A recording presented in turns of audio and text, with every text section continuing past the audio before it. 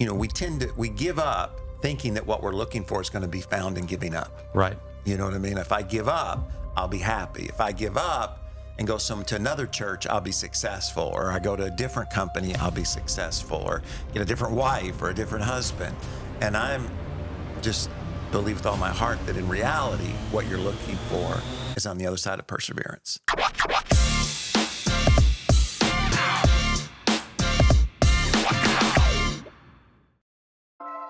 Hey guys, welcome to the Troy Gramling podcast. I am so glad you decided to tune in today. And as always, our heart, our desire is to partner with you so that you can reach your potential, be everything that God created you to be, because we just really believe that you were created on purpose for greatness. And that's the reason I wrote this book. It's been out now maybe for a couple of months.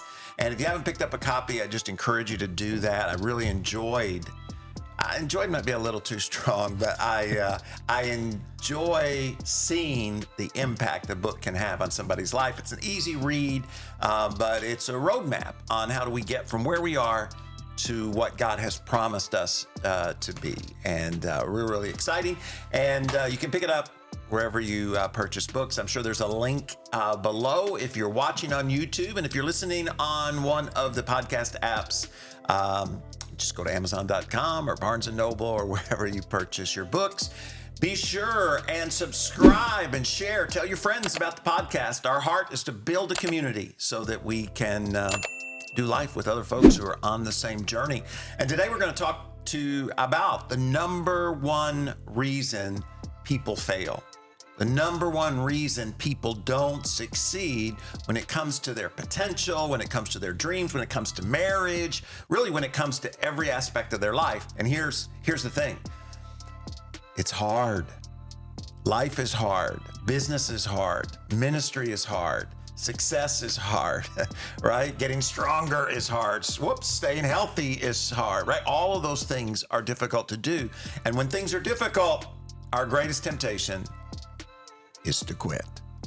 And so today I have with me once again my middle son and our student pastor here at Potential Church, Pastor Carson Gramling. Welcome to the show. Yes, excited to be back. Yes, well, thank you so much for joining us. And today I thought we'd talk a little bit about perseverance.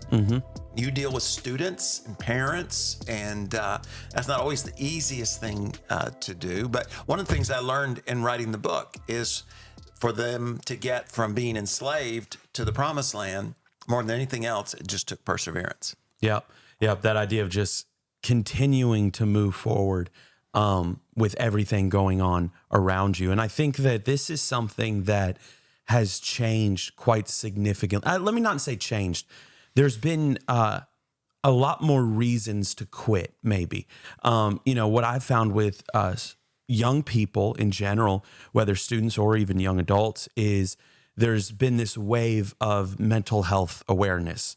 And, while I would imagine, I don't want to speak for you, but I would imagine we both agree that you need to make sure you're in a good mental space, right, and you're, paying attention to your emotions and how you feel and how you think. At the same time, what it has given a lot of people is a reason to quit. Is if you're not in a healthy mental state, or if you're not, in a comfortable state, then that's a good enough reason to stop what you're doing.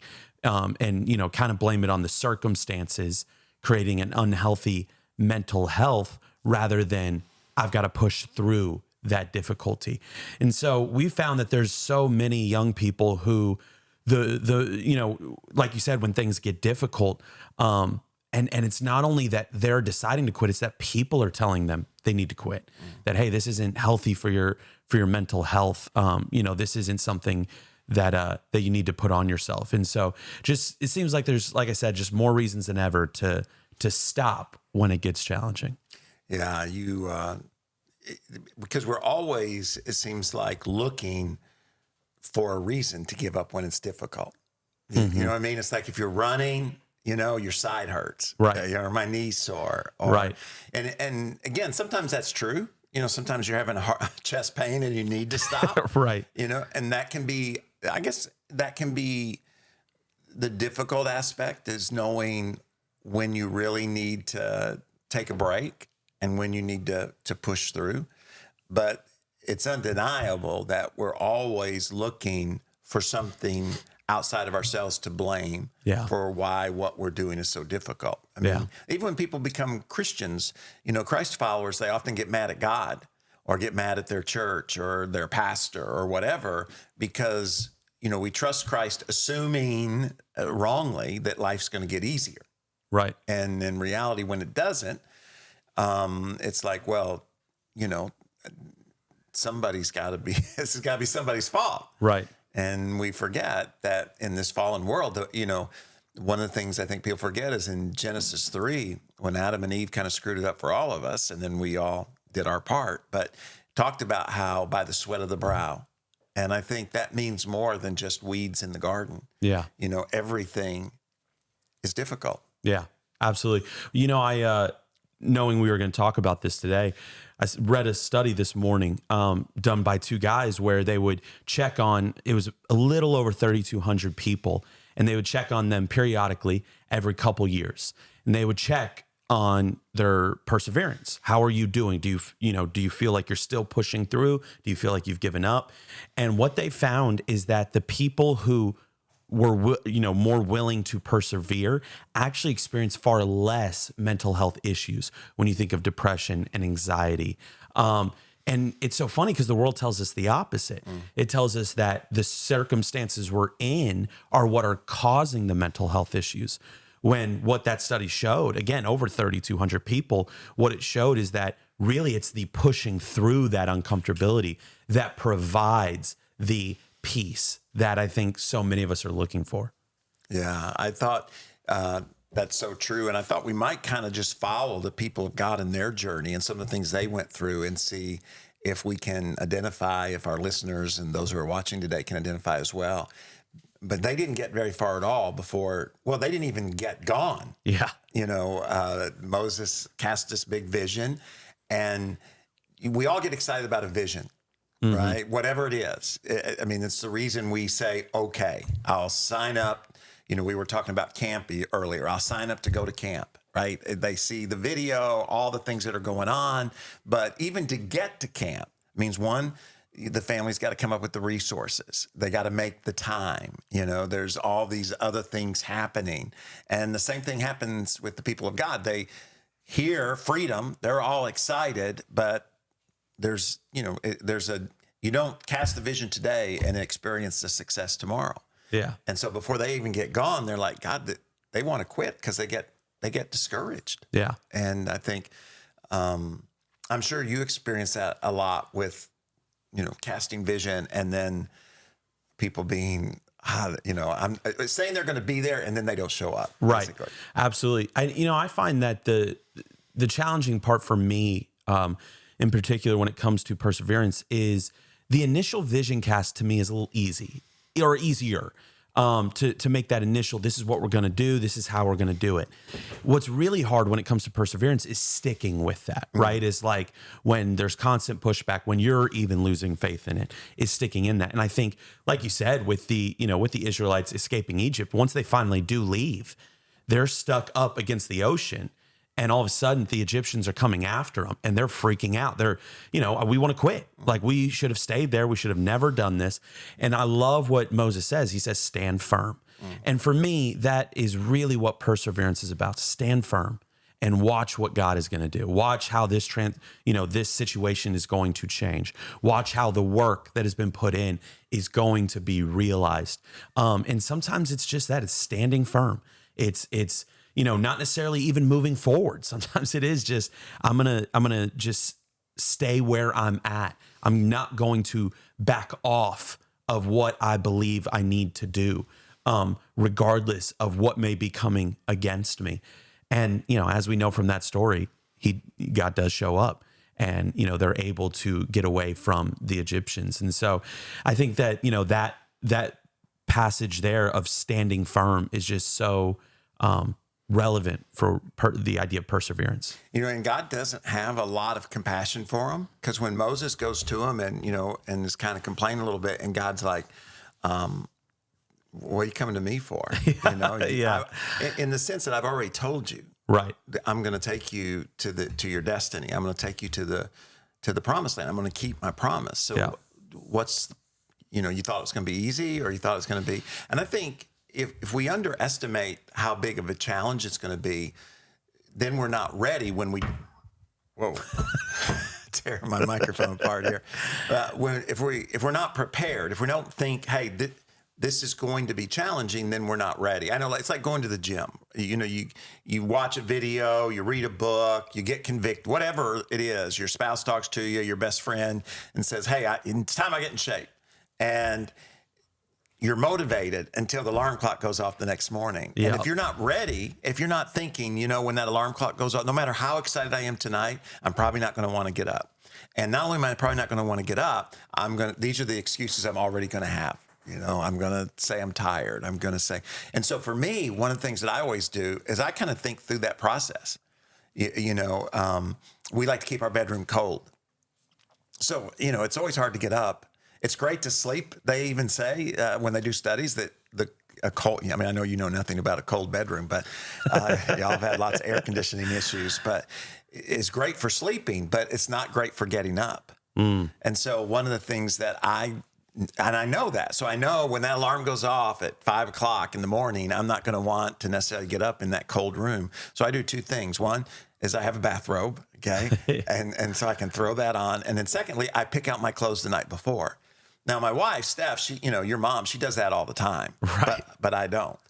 But I do for the gym, because I know that I can get up, I can put on my bathrobe, I can go to the bathroom, and I can get dressed, and trying to take away the temptation to not go. Because when I don't do those things, and I think, I got to get up, I got to find what I'm going to wear to the gym, and all those kind of things, I just know it's going to be more difficult to go. So I think, not underestimating the difficulty of whatever it is we're doing.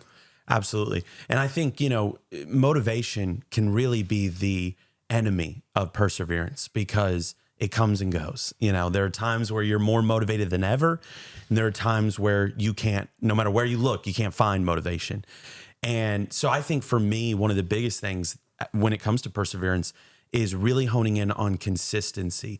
I had a friend tell me, when it comes to eating, he said, eat well when you can, so that when you can't, you don't fall off the wagon.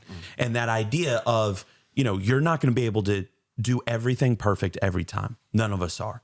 But the idea is, anytime, if you can, do it.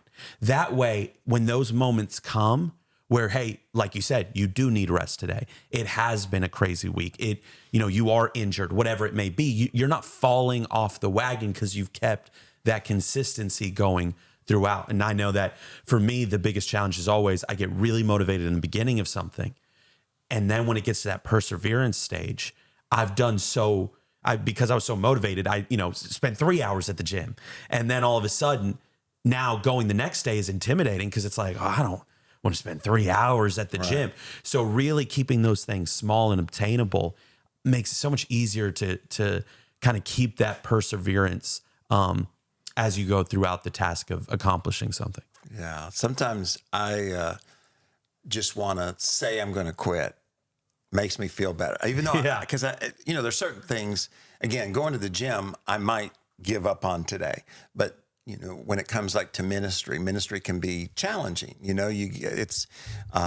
You're working ahead in the sense, like for me as the lead pastor, and you think about the weekend, you're preparing a teaching that takes a lot of energy. You want it to be impactful. Yeah. And so in order for it to be impactful, you want people to be there or to be online, to hear it. And they don't always show up, and then when they don't, there's always that temptation of, did it matter? Did it, and the temptation is to give up. Right. And I think, one of the things that I learned early on is, in those bigger things of life, is that you can, God doesn't hold any of us hostage. We can always quit. We can quit on our marriages. We can quit on our jobs. We can walk away from God.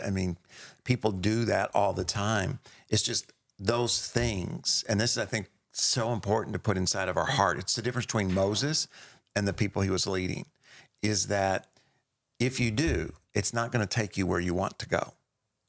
You know, and you got to really, once you really believe that, like I can quit, you know, I can go to a different church. I can coach, you know, I can teach with my education, right? There's a lot of things I can do, but it's not going to take me where I want to go, which is to have an impact, is to be happy, is to accomplish the dreams that are in my heart.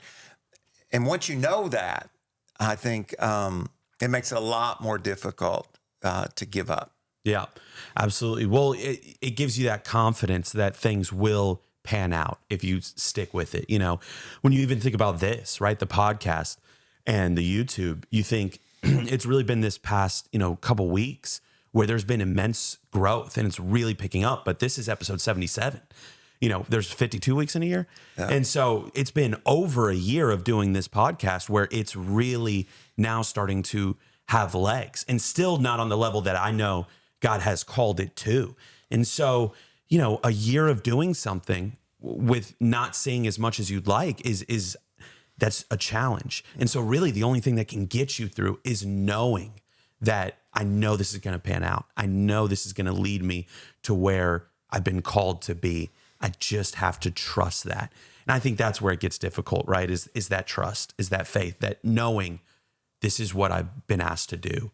And I know it's going to happen. I know it will happen. I don't know the time it's going to happen. But I just got to stick with it. And the longer it takes, right? Because they were afraid, like you were saying a moment ago, several times, but especially right there when the army's coming at them and the Red Sea's in front of them, and they're freaking out and they want to go back. In other words, you know, they want to go back to what they know. Right. Because we're all afraid of failing. Yeah. You know, I want to go back to my last known success. Right. You know what I mean? This marriage is failing. I just want to go back to being single, you know, just not having to worry about somebody else or whatever it is, or go back to the job that I knew, because you get a promotion and now you're in this unknown territory. And I think that fear of failure is often an enemy of perseverance, in the sense that we're so afraid that we're not, like you just said, cross the finish line. We're not going to get there. And the longer it takes, the easier it is to determine, well, it's never going to happen. Yeah. And then we become embarrassed. And some people we can make it more difficult on ourselves, because then we are afraid of not only failing, but you've seen my failure. So like you were talking about the podcast. So, you know, okay, you go and you're trying to reach, you know, literally millions of people online, and you see 13 views, right? And it's like, so you're casting a vision, and, you know, it's like, I'd rather give up than look like a fool in front of you or whoever it is or whatever it is you're doing. So absolutely, fear of failure especially is a lot of push to give up on things. Absolutely. We all care what others perceive us as. And you know, we don't want to be seen as the person who is failing, or who is especially the person who's doesn't understand what's really going on. You know, the person who's living in la la land of, man, I'm going to do this and I'm going to have this. And we all, you know, you hear those stories in movies and whatnot, and it's always a quick process, because, you know, a movie's about an hour and a half. It's a quick process of the turnaround where everyone sees they're wrong.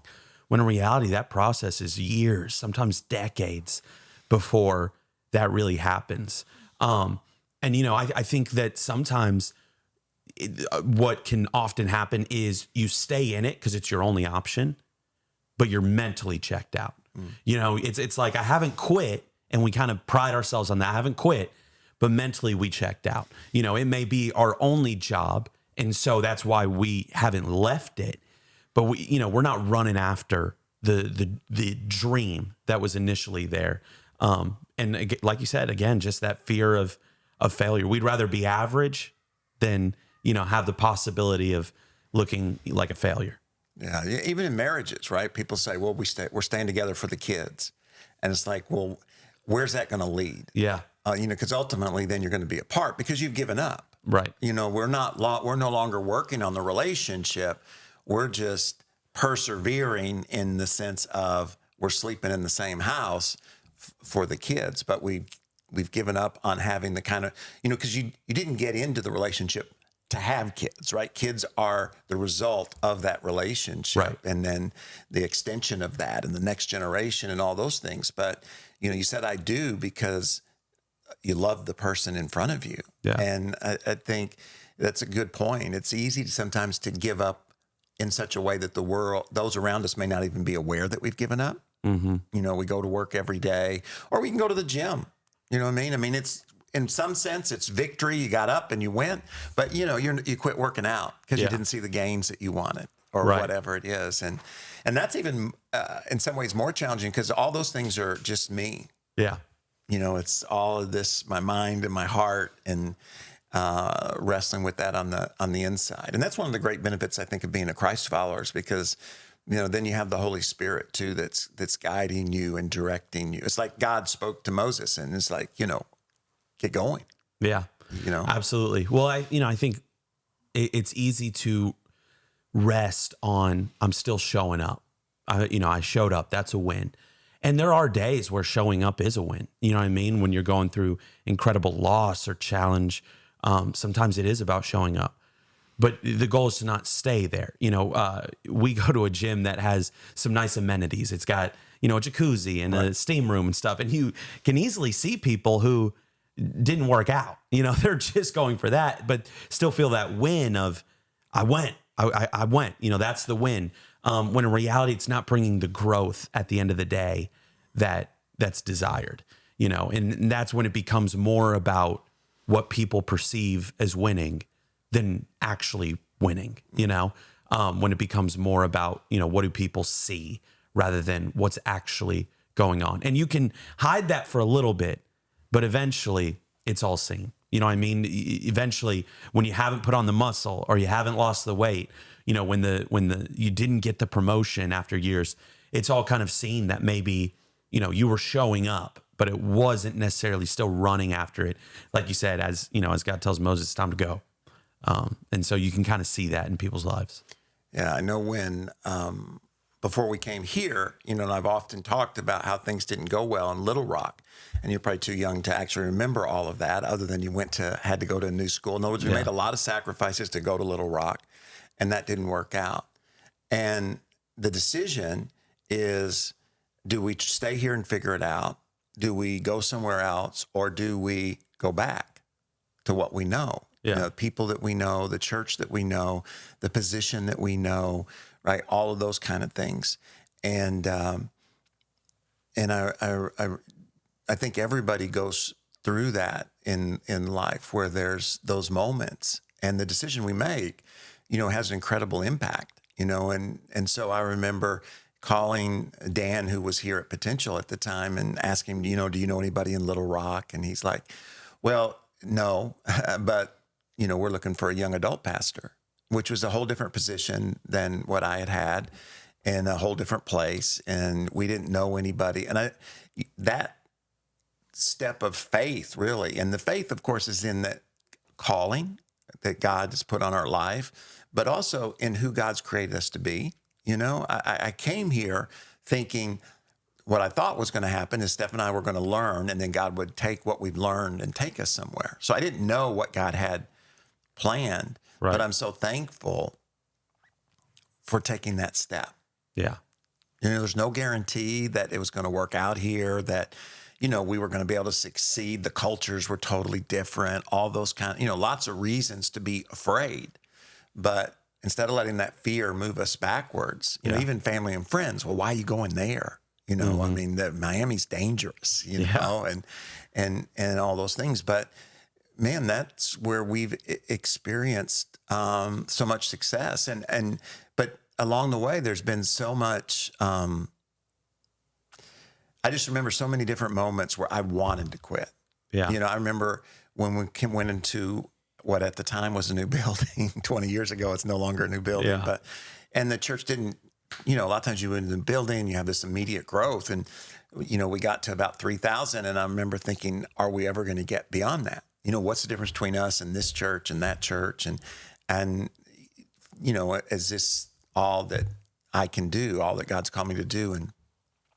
And you just learn. I remember I journaled, I prayed, I read, I listened to other people, but just kept going. And then, the church broke through that point, COVID, another, opportunity and this is hard. And coming back from COVID here in South Florida has been really, really difficult, and so I think anybody that's listening, that I think there's always that temptation to think you're the only one. Right. And it's real easy to start to think about all the reasons why you ought to give up, and why it's wise to give up and go back. And I just want to encourage folks that I really believe with all of my heart that what you're looking for, we give up thinking that what we're looking for is going to be found in giving up. Right. You know what I mean? If I give up, I'll be happy. If I give up and go to another church, I'll be successful. Or I go to a different company, I'll be successful. Or get a different wife or a different husband. And I'm just believe with all my heart that in reality, what you're looking for is on the other side of perseverance. Yeah. And pain tolerance, I've heard many times, is the determiner of people's success. Yeah. How much of that desire to quit can you overcome so as to continue to pursue the dream that God's put in your heart? Absolutely. Yeah, no, that pain tolerance aspect of just knowing it's going to hurt a lot. And it kind of compounds because once you've gone through pain, pain on top of that just hurts more. And so, Jess and I, my wife, we're early on in that journey, but, already having experienced some of that pain and just having those, moments where we're talking of, hey, what are we going to do? How are we going to go about this? What's the next move for us? And it's really easy to hype yourself up on quitting because you don't think of it as quitting. You think of it as we're going to start something new. Right. And this is what this is the move and this is what God wants for us. And we're going to start something new. And this is going to be unlike anyone. And to kind of rally yourself and your family around the idea of ultimately quitting. Right. Because what we're currently doing hurts. And so, that idea of, hey, if it's hurting, we're not leaving. When everything's good and we still have a desire, well, then let's have a conversation. But we're not leaving when we're still hurting, because that's evidence of, just kind of tapping out. And there's always also the temptation to make yourself the victim. Yeah. To tell everybody how difficult it is and how hard it is. And so that people pat you on the back and, all those, and we all need encouragement and all that, but I'm not adding value to you if I allow myself to talk about all the challenges and all the difficulties and all the struggles. Right. And again, I'm not saying we're not vulnerable and we're not honest. We all need those people in our lives. But we've all watched, especially now in the days of social media, people go online and talk about how horrible their life is, and make themselves out to be the victim. And I'm not saying that bad things don't happen to people and unfair things don't happen to people. And in some cases you are the victim, but embracing victimhood doesn't allow you to succeed, to cross that finish line. And I think that's important to resist, because I think in all of our lives there's just that temptation to want, because that's one step towards giving up. Because if I can get you to feel sorry for me because this is so difficult, it's so unfair, what people are saying or what they're writing. And in other words, basically what I'm doing is I'm looking for somebody to agree with me that my life is so challenging that I should do something different, or that I should give up, or that I should